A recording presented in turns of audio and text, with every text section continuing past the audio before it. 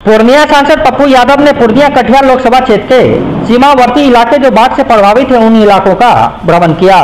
पूर्णिया सांसद पप्पू यादव इस दौरान कटिहार के कुर्सेला पहुंचे, जहां उन्होंने कुर्सेला प्रखंड के बाढ़ प्रभावित इलाके बाघमारा, महेशपुर, कुर्सेला, बस्ती, बल्थी, महेशपुर आदि क्षेत्रों का नाव से दौरा किया और बाढ़ पीड़ितों का हाल जाना। वापस लौटकर उन्होंने पत्रकारों को बताया कि पीड़ितों की स्थिति काफी दयनीय है, लोग खाने को मोहताज हैं, मवेशी को चारा नहीं मिल रहा, स्वास्थ्य व्यवस्था उपलब्ध नहीं है। इसलिए मुख्यमंत्री से मांग करते हैं कि इन इलाकों को बाढ़ग्रस्त क्षेत्र घोषित किया जाए और कम्युनिटी किचन की शुरुआत की जाए। मुख्यमंत्री पर हमला बोलते हुए सांसद पप्पू यादव ने कहा कि मुख्यमंत्री को कटिहार आने से पहले जो बाढ़ग्रस्त इलाके हैं जैसे मुंगेर, लखीसराय, भागलपुर, कटिहार के मनिहारी, बड़ारी, कुर्सेला, पूर्णिया के बायसी जैसे जगहों पर जाकर देखनी चाहिए और लोगों को राहत देने की जरूरत है। इन इलाकों को बाढ़ग्रस्त क्षेत्र घोषित कर कम्युनिटी किचन, स्वास्थ्य सुविधा, मवेशी के लिए चारा उपलब्ध कराना चाहिए जो कहीं भी नहीं है। पहले भी कहे कि मुख्यमंत्री जी को कार्यक्रम के पहले भागलपुर, मुंगेर, लखीसराय, मनिहारी, बड़ारी, कुर्सेला, बायसी, रुपौली, ये जो इलाका है जो कंप्लीट बाढ़ प्रभावित ही नहीं है, सब कुछ बर्बाद हो गया, कुछ भी नहीं बचा।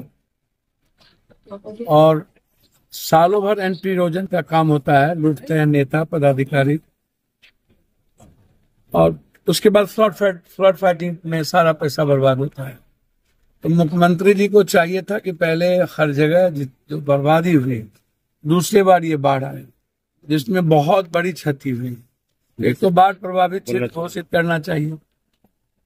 जब बाढ़ 5 दिन पहले से आया, जब मैं लगातार हम बोल रहे थे तो कम्युनिटी किचन चालू करना चाहिए था। किचन कल शुरू हुई और वो भी औपचारिकता के लिए। जहां पर कम्युनिटी किचन चालू नहीं हुआ, जहां पर सूखा राशन जाना चाहिए था, आज तक सूखा राशन नहीं है।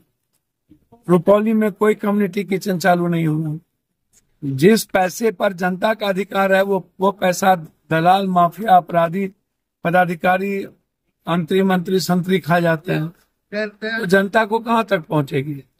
जहां पर 3500 एक पंचायत में प्रभावित है, वहां 400, 300, 200 पैकेट आप लेके जाते हैं, 50 पैकेट लेके जाते हैं, वो भी कम होता है, बंदर बांट हो जाता है।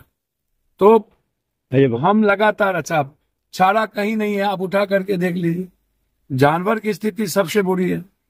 उसके बाद सांप काटने वाली नहीं है, ब्लीचिंग पाउडर नहीं है, मेडिकल सिस्टम की कोई व्यवस्था नहीं है, पन्नी की कोई व्यवस्था नहीं है। तो आप हालात को देखिएगा ना, सूखा राशन अभी सबसे ज्यादा काम करेगा और कोई सीओ फोन उठाने को जनप्रतिनिधि का तैयार नहीं होता है। तो आज कटिहार टीएम साहब से भी मेरी बातचीत हुई, कई गांव में राशन नहीं गया, वहां कोई कम्युनिटी किचन हो ही नहीं सकता। तो बाढ़ की स्थिति बहुत विदारक है। इस क्षेत्र को बाढ़ प्रभावित घोषित अविलंब मुख्यमंत्री जी को करना चाहिए। हम लगातार इस पर चर्चा कर रहे हैं। जैसे हमने रोका, अभी जो सबसे बड़ा सर्वे, दिलीप जी हमारी बात को माने, जब वो मेरे यहाँ आए, मैंने कहा कि 50,000 करोड़ रुपया, 50,000 करोड़ बीघा जमीन जो माफिया अपराधी सरकारी जमीन को कब्जा किया हुआ, पहले उसका सर्वे कीजिए। सर्वे आपको अभी रोक करके समय देना चाहिए। तो दिलीप जी को मैं बधाई देता हूं कि उन्होंने बिहार की जनता की भावनाओं को समझा कि बहुत बुरी होगी।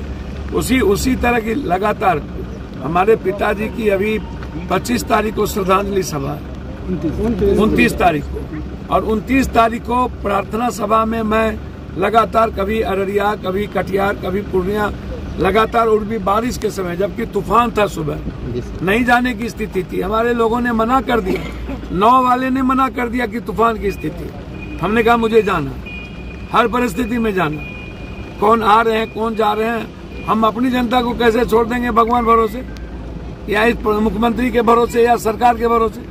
सरकार के भरोसे जनता को नहीं छोड़ी जा सकती है। इसीलिए हम बिजली पर गंभीर हमारी चिंता है कि बारिश में तुरंत बिजली गायब हो जाती है और 5 दिन तक बिजली नहीं फिर रहती है और कोई एसडीओ और ओवरसीयर सुनने वाला नहीं होता। इस पर भी हमारी गंभीरता है। तो हमने कहा कि पैकेटिंग करिए और 1-1 सप्ताह का खाना दीजिए, और इस इलाके को सबसे पहले आप पन्नी के साथ आप ब्लीचिंग और चारा की व्यवस्था करिए और बाढ़ प्रभावित क्षेत्र की घोषणा करें। चलिए, थैंक यू सर।